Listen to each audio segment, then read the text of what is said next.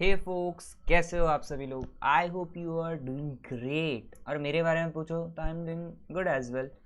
आज हम देखने वाले एक इम्पॉर्टेंट सा सेक्शन जो कि आपको पता होना चाहिए, which is section 92 and for which you have clicked on this video, annual return. तो एक बार सेक्शन को शुरू करने से पहले मेरे साथ बोल लो क्या है ये section 92, annual return. Annual return, annual return याद हो जाना चाहिए। This is one of the most important. इससे पहले हमने सेक्शन 88 का एक शॉर्ट डाला था which is also important, register of members, but this again is one of the important sections 92, तो याद रखो। तो बिना किसी देरी के लेट्स स्टार्ट। एनुअल रिटर्न क्या होता है? साल भर कंपनी का जो भी कच्चा चिट्ठा है, जो भी कंपनी ने किया है, उसकी एक रिपोर्ट बना के शेयर होल्डर्स को जो दिखानी पड़ती है, दैट इज एनुअल रिपोर्ट, यानी एनुअल रिटर्न। तो सुनो, सबसे पहले एवरी कंपनी, हर कंपनी ने shall prepare a return hereinafter referred to as annual return in the prescribed form containing the particulars as they stood on the close of the financial year regarding। नीचे का छोड़ दो, इन्होंने बोला है doesn't matter आप listed हो unlisted हो, डजेंट मैटर आपका पेड अप शेयर कैपिटल कुछ भी हो, टर्नओवर कुछ भी हो, अगर आप कंपनी हो registered under companies act, incorporated under companies act, तो you must prepare an annual return. तो हर कंपनी को एनुअल रिटर्न बनाना है, ये तो हमें पता है। अभी से ये रिटर्न को क्या बोलेंगे? Annual return. अभी किस चीज का? Containing particulars as they stood as on the close of financial year, मतलब फाइनेंशियल ईयर एंड हुआ तब उस टाइम पे जो पर्टिकुलर्स है वो सारे उसमें आ जाने चाहिए। लाइक कौन से पर्टिकुलर्स देखते, एक एक करके देखते, अभी प्रिस्क्राइब्ड वाला पार्ट बाद में देखते हैं, रूल है तो उसको ज़्यादा घाई करने की ज़रूरत नहीं है, समझे? तो क्या बात है सर, चलिए शुरू करते हैं आगे का। Its registered office, principal business activities, particulars of holding, subsidiary and associate companies. ये तीन चार चीज़ें बतानी। क्या सबसे पहले बताओ, आपका रजिस्टर्ड ऑफिस कौन सा है? जो है पहले साल के स्टार्टिंग में था, वही एंड में, वही है कि आपने बीच में चेंज कर दिया। प्रिंसिपल बिजनेस एक्टिविटीज़ की कंपनी का मेन काम क्या है? अरे अगर एक बंदा जिसको कंपनी के बारे में कुछ पता नहीं, मयूर लिमिटेड एक 10 साल से बनी हुई एक कंपनी है, मार्केट में अच्छा नाम है, बट नोबडी नोज यार, मतलब ऐसा थोड़ी ना हो सकता है कि सभी को पता है। नोबडी नोज मतलब ऐसा नहीं कि लिटरली नॉट, बट अगर वर्ल्ड लेवल पे देखे तो हर किसी को पता नहीं होता, इतनी सारी कंपनीज है। अगर मैंने पहली बार सुना अच्छा मयूर लिमिटेड, यार इसके बारे में अगर मुझे इन्फॉर्मेशन जाननी है तो मैं कहाँ दिखूँ? तो I should go to the annual return of companies को, वेबसाइट पे मिल जाता है, डाउनलोड करके देख लो। आपको एक होमवर्क भी देने ही वाला हूँ मैं, तो लेट्स सी। तो उसमें रजिस्टर्ड ऑफिस की कंपनी का रजिस्टर्ड ऑफिस क्या है, प्रिंसिपल बिजनेस एक्टिविटीज़ कंपनी का मेन ऑब्जेक्ट क्या है, और फिर कंपनी की कौन सी होल्डिंग, सब्सिडरी, एसोसिएट है, उनकी थोड़ी बहुत डिटेल्स ये सब होनी चाहिए। फिर share, debenture, other securities and share holding pattern, मतलब कंपनी ने क्या क्या इशू करके रखा है वो सब दिखाओ, कितने शेयर्स इशू किए, डिबेंचर, डिबेंचर के अलावा कोई और सिक्योरिटीज है, डिपॉजिट्स है, वो सारी चीज़ें बताओ। फिर शेयर होल्डिंग पैटर्न बताओ, what is share holding pattern, कि प्रमोटर्स ने कितना होल्ड करके रखा है, रिटेल शेयर होल्डर्स ने कितना होल्ड करके रखा है, इंस्टीट्यूशनल इन्वेस्टर्स ने कितना होल्ड के रखा है, फॉरेन से इन्वेस्टमेंट जो आया उन्होंने कितना होल्ड करके रखा है। इसको बोलते हैं kind of shareholding pattern. Omitted, ये नहीं पढ़ना है। फिर और पर्टिकुलर्स क्या, its members, debenture holders along with changes there in since the close of financial year, like कितने मेंबर्स है, कितने डिबेंचर होल्डर्स है, उसके बारे में कुछ चीज़ें बतानी है, लाइक जो रजिस्टर ऑफ मेंबर में होता है वो kind of details, along with changes. मान लो साल के स्टार्टिंग में देखो शेयर होल्डर और ये है डिबेंचर्स, शेयर होल्डर यानी मेंबर, सुनो यहाँ पे मेंबर बोलना चाहता हूँ, यहाँ पे इन्होंने मेंबर बोला है तो हम भी मेंबर ही बोलेंगे। तो साल की स्टार्टिंग में थे 1000 share holders and debenture holders कितने थे? 200। अभी साल ख़त्म हो गया, नेक्स्ट ईयर में डिबेंचर होल्डर्स सेम है 200, कोई बात नहीं, लेकिन जो शेयर होल्डर्स है इसमें हुआ 200 का मुनाफा इंक्रीज, और ये बन गया। तो ऐसी चीज़ बतानी कि at the start of year के हमारे 1000 शेयर होल्डर्स थे, अभी साल के बाद में हमारे इतने इतने आए हैं, 200 बढ़ गए, 1200 हो गए, that's it.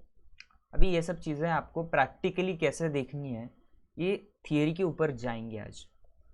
It's promoter, director, KMP along with changes there in, same चीज़ जैसा ऊपर बढ़ा कि कंपनी के प्रमोटर कौन है, डायरेक्टर कौन है, KMP कौन है, और अगर इनमें चेंजेस हुए, कंपनी के डायरेक्टर, प्रमोटर या KMP चेंज हुए साल भर में, तो वो भी बताओ कौन कौन है। मीटिंग ऑफ मेंबर और class there of board and is various committee along with attendance details. अभी सुनो, ये क्या है ना, मीटिंग ऑफ मेंबर्स और क्लास देयर ऑफ, मेंबर्स की कौन सी मीटिंग होती है? General meeting, meeting of board, board meeting और कमेटी की मीटिंग, तीन चीज़ें, तीन मीटिंग्स के बारे में बोला। मीटिंग ऑफ मेंबर्स, अगर मेंबर्स बोला है तो याद रखो मेंबर्स ऑफ बोर्ड मतलब डायरेक्टर्स, और सिर्फ मेंबर्स बोला है या फिर मेंबर्स ऑफ कंपनी बोला है तो शेयर होल्डर वाले मेंबर वो। ओके, तो मीटिंग ऑफ मेंबर और क्लास देयर ऑफ, इनकी सारी चीज़ें बताओ यार। बोर्ड कमेटी हुई है या फिर एजीएम हुई है, ईजीएम हुई है, कमेटी की meeting like audit committee, NRC वगैरह, इनकी मीटिंग्स हुई है। तो कितनी मीटिंग्स हुई है उसके बारे में बताओ, कौन सी डेट्स पे हुई है वो एक बताओ, और अटेंडेंस डिटेल्स बताओ। लाइक ठीक है, मेंबर्स का क्या है, मेंबर्स की मीटिंग में मेंबर्स कितने आए कितने नहीं, वो कोरम हो जाना चाहिए, बाकी ठीक है। बट उससे भी इम्पॉर्टेंट अगर हमको एज एन इन्वेस्टर अगर देखना है ना, तो बोर्ड और कमेटी की मीटिंग में देखेंगे।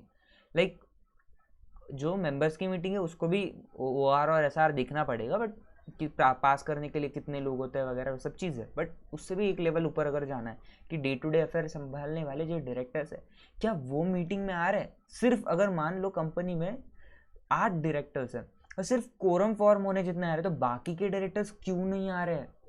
देखो कोरम होना चाहिए, बट अगर देखोगे आप, अगर आपको ये सोचना है कि कंपनी में सारी चीज़ें सही से चलने की, तो ये देखना पड़ेगा कि डायरेक्टर्स मीटिंग में आ रहे हैं कि नहीं। इंडिपेंडेंट डायरेक्टर मेनली पता चलता है कि कंपनी में कुछ गड़बड़ है तो पकड़े जाओगे। Remuneration of director and KMP, भाई कितना पैसा कमाते हैं तुम्हारे डायरेक्टर्स और KMP, ये भी हमें बताओ। Penalty punishment impose on company, director, officer and details of compounding of offence, appeal made against such penalty and punishment. अगर पेनल्टी पनिशमेंट कुछ लगी है किसी पे, कंपनी पे, उसके डायरेक्टर पे, उसके ऑफिसर्स पे, तो ये बताओ। और चलो अगर ऑफेंस किया था उसकी कुछ कंपाउंडिंग कर दी है तो कंपाउंडिंग के बारे में बताओ। अगर वो पेनल्टी पनिशमेंट इम्पोज हुई है लेकिन हमने पे नहीं किया है, हमने उसके खिलाफ अपील किया तो अपील के बारे में बताओ।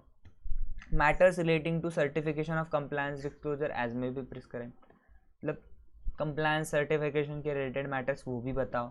Details in respect of shares held by और on behalf of foreign institutional investor, FII के बिहाफ पे अगर कोई शेयर्स होल्ड किया है फिर उन्होंने होल्ड किए हैं तो उसकी डिटेल्स बताओ। और सच अदर मैटर एज में भी प्रिस्क्राइब, इस पे ये वाले पॉइंट पे आप क्लिक करो, आपको एक टेबल ऑफ फीस आएगा और कुछ चीज़ें दिखेगी, आप वो पढ़ लेना आपके हिसाब से, कुछ बहुत बड़ी चीज़ नहीं, बस गो थ्रू इट। ओके, अभी अभी अभी अभी मेरे दोस्त इंपॉर्टेंट पॉइंट आए, and signed by director, company secretary, और अगर कंपनी सेक्रेटरी नहीं है तो bye company secretary in practice.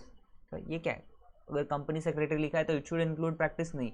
If there is a word सिर्फ कंपनी सेक्रेटरी तो ये एम्प्लॉयमेंट वाला होता है, अनलेस एंड अनटिल वहाँ पे इन प्रैक्टिस वर्ड आएगा तो ही उसको हम PCS मानेंगे। I think you got my point bro, very good sis, very good. तो समझ रहे होंगे कि अब ये ना मैं सिंपली बोलता हूँ, ये पर्टिकुलर्स की लिस्ट आपको याद वाद नहीं करनी यार, ये सब चीज़ें आप प्रैक्टिकली देखो। आपको याद क्या करना है, ये साइन कौन करता है, ये चीज़ देखो। साइन कौन करता है, एनुअल रिपोर्ट, डायरेक्टर और कंपनी सेक्रेटरी। कंपनी का कंपनी सेक्रेटरी करेगा, अगर कंपनी का कंपनी सेक्रेटरी नहीं है एम्प्लॉयमेंट वाला तो PCS से करवा लो, लेकिन 2 लोग तो साइन करवाएंगे। यार यार यार, provided that in relation to OPC और स्मॉल कंपनी। अरे हम OPC स्मॉल कंपनी इतना काहे हम करें, तो annual return shall be signed by company secretary, और where there is no company secretary by the director of company. तुम्हारे लिए एक छोटा सा आसान कर दिया कि एक ही बंदा साइन करेगा। अदर देन OPC या स्मॉल कंपनी आपको तो 2 लोगों से साइन लेना पड़ेगा, but in case of OPC small company एक ही बंदा करेगा, आइदर CS नहीं तो डायरेक्टर, PCS की तो रिक्वायरमेंट डाली ही नहीं। Provided further that central government prescribe कर सकता है abridge form of annual return for OPC small company and such other class of company that may be prescribed, and yes इन्होंने किया है। नॉर्मली MGT 7 कौन सा फॉर्म, MGT 7 एनुअल रिटर्न का होता है, बट जो हमारी OPC है, जो हमारी स्मॉल कंपनी है, इनके लिए सिर्फ होता है MGT 7 कैपिटल है।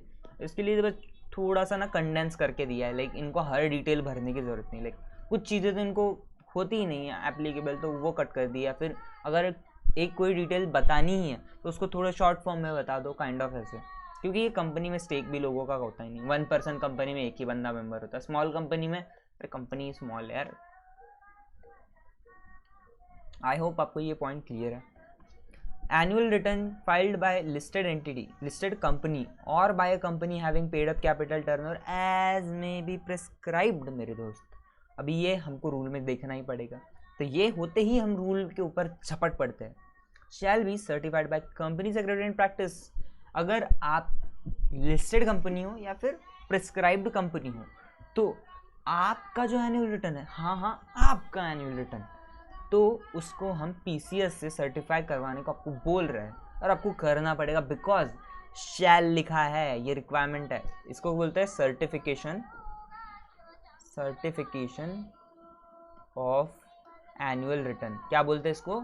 Certification of annual return. एकदम सही सिंपल सी भाषा में यार। In the prescribed form, just a second bro. तो हम बोल रहे थे stating that the annual return discloses the facts correctly and adequately and the company has complied with all the provisions of act। कि ये सर्टिफाई क्या कर रहा है यार? पीसीएस को हम बोल रहे हैं एनुअल रिटर्न सर्टिफाई कर, but what is he certifying? वो बोल रहा है कि एनुअल रिटर्न जो है वो सारे फैक्ट्स को करेक्टली और एडिक्वेटली डिस्क्राइब कर रहा है। मतलब करेक्टली यानी सही तरीके से, एडिक्वेटली यानी सफिशिएंट अमाउंट में।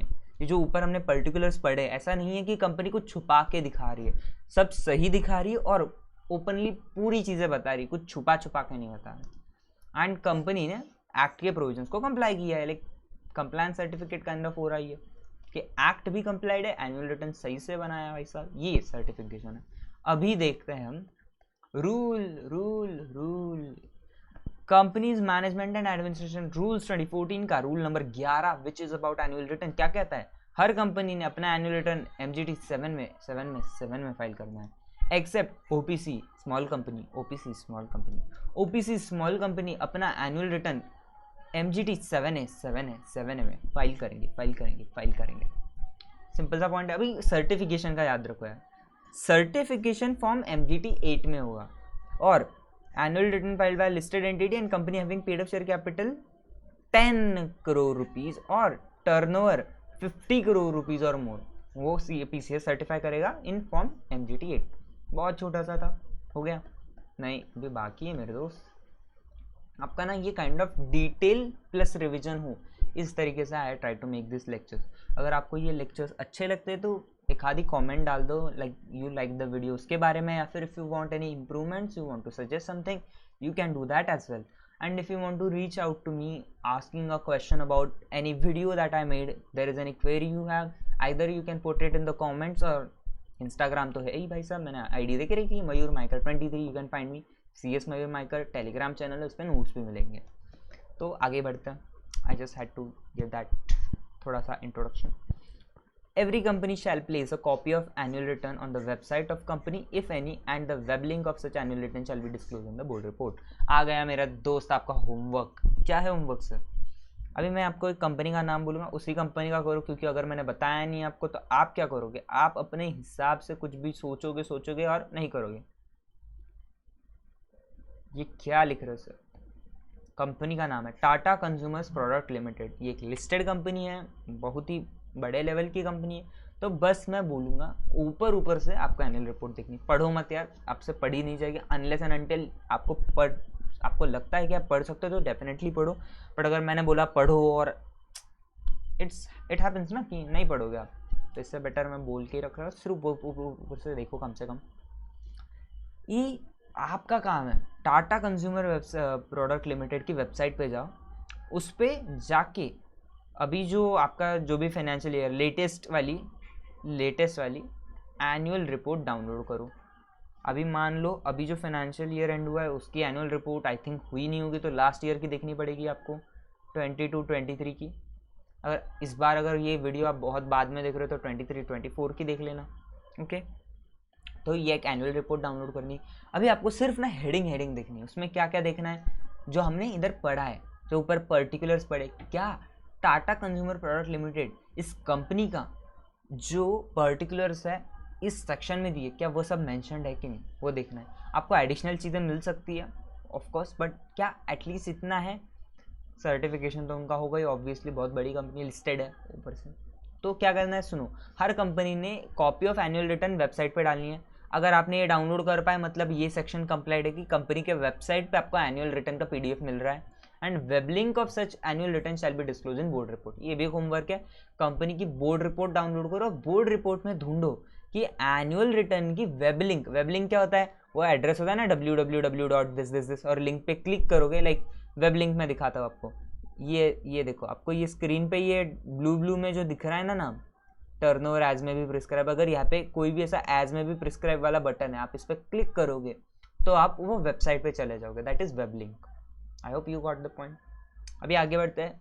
Every company shall file with registrar a copy of annual return within 60 days from the date on which AGM is held or where no AGM is held in any year within 60 days from the date on which the AGM should have been held, together with the statement specifying the reason for not holding the AGM with such fees or additional fees as may be prescribed। अरे बाप रे sir, ये क्या बकवास है। चलो मैं बताता हूँ आपको। सबसे पहला प्रोविजन है, इसमें दो प्रोविजन है। कौन सा? ये सबसेक्शन हमारा 4।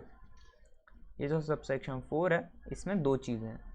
पहला क्या बोलता है, मेरे दोस्त, मेरे भाई, मेरी बहन, ध्यान से सुनो या मेरे फ्रेंड्स, कंपनी आरओसी को नोट्स बना के दी, बट आपको स्टिल एक बार बता रहा हूँ, आरओसी को क्या देने वाली है? एनुअल रिटर्न की कॉपी। देखो यहाँ पे लिखा है कॉपी ऑफ एनुअल रिटर्न, तो आप जो भी एनुअल रिटर्न है उसकी कॉपी देंगे। कितने दिन में देना है? With in 60 days of AGM. जिस दिन एजीएम हुई है उसके 60 दिन के अंदर अंदर आपको कॉपी ऑफ एजीएम देनी। क्यों? मतलब कॉपी ऑफ एनुअल रिटर्न क्यों? अरे आरओसी के पास रिकॉर्ड होना चाहिए ना कि आपने जो एनुअल रिटर्न मेंबर्स को दिखाई है वही सही है करके, समथिंग ऐसा कुछ डिस्क्रिपेंसी ना हो, तो विद इन 60 डेज। अरे यार लेकिन ना हमने, समझो यार, एजीएम ली नहीं हमने तो आरओसी के पास कॉपी कौन देगा? दे ही नहीं सकते, ऐसा करे? नो, हम बोल रहे हैं कि आपने एजीएम नहीं भी लिया तो भी क्या करना है, आरओसी के पास कॉपी ऑफ एनुअल रिटर्न देनी ही है। कब से? With in 60 days. सर यार ये आप सेम तो बोल रहे हैं, with in 60 days of, with in 60 days from the date on which AGM should have been held. AGM should have been held। मतलब आपको पता है कि सितंबर 30 इज द लास्ट डेट, यानी साल खत्म होने के 6 महीने के अंदर अंदर आपको एजीएम लेनी ही है मेरे दोस्त। अगर नहीं लोगे तो आपको आरओसी फटके मारेगा मेरे दोस्त, ये जानते हो ना आप। मतलब फटके यानी एज इन एक्सटेंशन ले सकते हो, बट अगर 60 डेज के अंदर करना है, लेकिन आपकी जो एजीएम है last date on which AGM should have been held उस पर भी नहीं हुई, तो आपको उसके 60 डेज के अंदर अंदर कुछ भी करके आरओसी को देना ही पड़ेगा कॉपी ऑफ एजीएम। बट ये देखो, नॉर्मल केस में आपसे फीस लेंगे, फीस तो एनीवेज अगर आप आरओसी के पास कुछ फाइल करते हो तो लेते हैं, बट इस केस में ना फीस के साथ ना आपको एडिशनल फीस देनी पड़ेगी। एडिशनल फीस क्यों? अरे भाई साहब, आप एक तो लेट फाइलिंग कर रहे हो तो एडिशनल फीस बनती है, एडिशनल फीस तो दे रहे हो, उसके साथ में आपको ये भी बताना पड़ेगा स्टेटमेंट ऑफ एक्सप्लेनेशन, स्टेटमेंट जो बताएगा reason for not holding AGM. अरे भाई साहब, आपने एजीएम नहीं ली तो बताओ क्यों नहीं ली, तो ये भी तो आरओसी को बताना पड़ेगा, समझे? I hope you understood. अभी 5th पॉइंट क्या बोलता है? If any company fails to file its annual return, हो आपको बोला था कि नहीं बोला था कि एनुअल रिटर्न फाइल करना है 60 डेज के अंदर। अरे एजीएम नहीं ली, ये क्या कारण हुआ? हमने बोला ना एजीएम की लास्ट डेट के उसमें आपने लेनी ही चाहिए थी वो, लेकिन still you did not comply with subsection 4 before the expiry of period specified therein. Such company and every officer in default shall be liable to penalty. Penalty लगेगी कितनी? 10,000 रुपया। 10,000 तो पक्के से लगेगा। And in case of continuing failure, मतलब 60 days के बाद में इमीडिएटली जो पीरियड खत्म हो गया आपका एनुअल रिपोर्ट जो आरओसी के पास देना, उस पर पीरियड खत्म होते ही 10,000 तो इमीडिएटली लगेंगे। और हर दिन जितने दिन आप वो जो एनुअल रिटर्न की जो कॉपी है सबमिट नहीं कर रहे हो, उसके हर दिन फर्दर पेनल्टी ऑफ 100 रुपीज़ लगती जाएगी।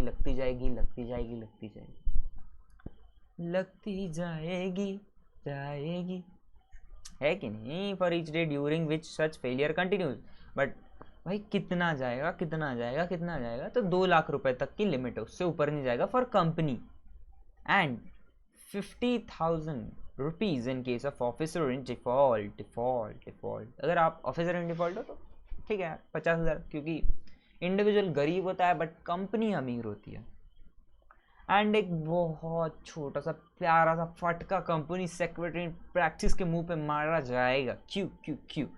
देखो, if a company secretary in practice certifies the annual rupees क्या बोल रहा हूँ मैं, annual return other than in conformity with the requirement of this section और rules made thereunder, he shall be liable to penalty of 2 lakh rupees.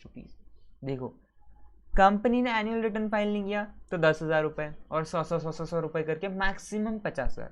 Officer in default को 10,000 रुपये 100 रुपये करके मैक्सिमम 2 लाख रुपये करेंगे। But company secretary in practice PCS, आपका ओहदा देखो, आपको किस लिए यहाँ पे अपॉइंट किया था, ताकि आप सर्टिफाई करो कि इस कंपनी का जो एनुअल रिटर्न है ये एकदम क्लास है, चुम्मेश्वरी है। और आपने क्या किया, कंपनी से घूस लिया, फिर आपकी खुद की गलती है और घोटाले कर दिए उधर, तो आपको हम छोटा सा बंदा बोल के छोड़ेंगे नहीं। लाइक ऑफिसर इन डिफॉल्ट से 10,000 उठाए थे, फिर 2 लाख भी नहीं 50,000 ही उस पर लिमिट रखी, आप है ना डायरेक्टली 2 लाख रुपए दोगे। कितने? 2 lakhs मेरे दोस्त। समझे? I hope you understood the section. अभी इसको एक बार छोटी सी रिविजन करके ख़त्म कर दें एंड जबरी होगा मेरे दोस्त। आपका होमवर्क अभी याद रहेगा कि आपको TCPL Tata consumer private limited इस कंपनी का एनुअल रिपोर्ट डाउनलोड करना है, एंड ऐसे ही दूसरी कंपनीज का कर सकते हो डेफिनेटली, बट मैंने होमवर्क देख के रखा है। बिना किसी देरी के लेट स्टार्ट हमारा revision and let me get this. हाँ, पर्टिकुलर्स ऑफ एनुअल रिटर्न, ये मैंने यहाँ पे स्टार करके रखा। ये एक बार आप पढ़ोगे, शेयर्स कितने हैं, कंपनी का रजिस्टर्ड ऑफिस, प्रिंसिपल बिजनेस, फिर KMP डायरेक्टर और जो हमारे प्रमोटर है, फिर उसमें चेंजेस कितने हुए, share member, debenture holder, security holder, उनके चेंजेस कितने हुए, ये सारी चीज़ें आपको याद रखनी चाहिए। ये सब यहाँ पे लिखने का मतलब नहीं बन रहा है, बेसिक सी चीज़ें, जितनी एनुअल रिपोर्ट देखोगे उतना अच्छे से याद रहेगा। अभी इंपॉर्टेंट वाला साइनिंग ऑफ एनुअल रिटर्न। अगर OPC स्मॉल कंपनी है तो उनका MGT 7A ये वाला जो एनुअल रिटर्न का फॉर्मेट है वो कौन साइन करेगा? CS। अगर CS नहीं है तो director. Other companies and normal companies MGT 7 में भरेगी, उनका डायरेक्टर तो करेगा ही करेगा और उनकी कंपनी का CS करेगा। इफ उनकी कंपनी में CS नहीं है तो PCS करेगा। मामा मिया। सेकेंड पॉइंट बोलता है certification of annual return by PCS MGT 8 में करेगा। कौन सी कंपनी को एप्लीकेबल है? हर लिस्टेड कंपनी को, और कंपनी जिसका paid up share capital 10 crore या फिर टर्नओवर 50 करोड़ उससे ज़्यादा है, ऐसे केस में सर्टिफिकेशन उस कंपनी को रिक्वायर्ड है बाय PCS। अभी PCS क्या बताएगा MGT 8 में कि एनुअल रिटर्न डिस्क्लोज कर रहा है फैक्ट्स को करेक्टली और एडिक्वेटली, एंड उसी के साथ में कंपनी कंप्लाई कर रही है प्रोविजंस ऑफ एक्ट को, ये भी एक बताएगा। फिर थर्ड पॉइंट बोलता है कि एनुअल रिटर्न की जो कॉपी आपको कंपनी ने वेबसाइट पे रखनी है और उसकी वेब लिंक बोर्ड रिपोर्ट में भी देनी है। फिर एक प्यारा सा पॉइंट मेरे दोस्त, प्यारा सा पॉइंट क्या बोलता है कि copy of annual return with in 60 days of AGM ROC को देनी है।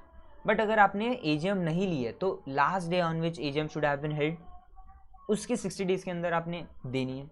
विद उसके साथ में क्या देना है? एक्सप्लेनेशन फॉर नो AGM, क्यों आपने AGM हेल्ड नहीं की उसका एक्सप्लेनेशन दो, और एडिशनल फीस। नॉर्मल केस में फीस तो लगेगी, यहाँ पे एडिशनल फीस लगेगी, मैंने लिखा नहीं, आप अज्यूम कर लो। ओके, अभी failure file annual report annual return, अगर आप फाइल नहीं करते हो तो पेनल्टी क्या लगेगी कि हम कंपनी को और ऑफिसर इन डिफॉल्ट को 10-10 हज़ार तो लगेगा, 100 rupees each day in default लगेगा ही लगेगा, लेकिन सब्जेक्ट टू मैक्सिमम कंपनी के लिए 2 लाख और subject to maximum 50,000 for officer in default. और अगर नॉन कंप्लायंस बाय PCS हो रहा है, भाई साहब आप भरोसे वाले थे, आप ये हो गए, तो ऐसे काम करोगे तो नॉन कंप्लायंस की आपको पेनल्टी लगेगी 2 लाख रुपए। 2 लाख रुपए। देखो कितना जल्दी कितना सही से ये वाला पूरा सेक्शन का रिवीजन हो चुका है। अभी आपको एक्स्ट्रा काम क्या रहेगा, जो मैंने आपको बोला है वो TCPL का वो एक करके आओ। देन सेकंड, ये वाली जो लिंक है K वाले में, उस पर क्लिक करो, एक आपको फॉर्मेट ओपन होगा MCA की वेबसाइट पे, वो थोड़ा सा गो थ्रू कर लेना। एंड दूसरा एक आपको क्या काम करना है, MCA की वेबसाइट से MGT 7 और MGT7A, ये फॉर्म्स भी आपको एक बार ओपन करके अगर देखने होंगे तो देखो, अगर नहीं किया तो आपकी मर्जी, यही चीज़ होने वाली है उसमें, बस एक टैबुलर काइंड ऑफ फॉर्मेट में कुछ चीज़ें होती है, वो सिर्फ एडोब में ओपन होता है, आप एज में ओपन नहीं कर सकते, ये बात याद रखना MCQ फॉर्म्स के बारे में। तो आई होप आपको लेक्चर बहुत ज़्यादा पसंद आया होगा और आपके दिमाग में ये बहुत ज़्यादा अच्छे से आ चुका होगा। तो मिलते हैं अगले लेक्चर में, तो लाइक शेयर करो इस वीडियो को एंड सब्सक्राइब करो इस चैनल को। बाय बाय, टेक केयर, खुश रहो और मज़े में रहो मेरे दोस्त।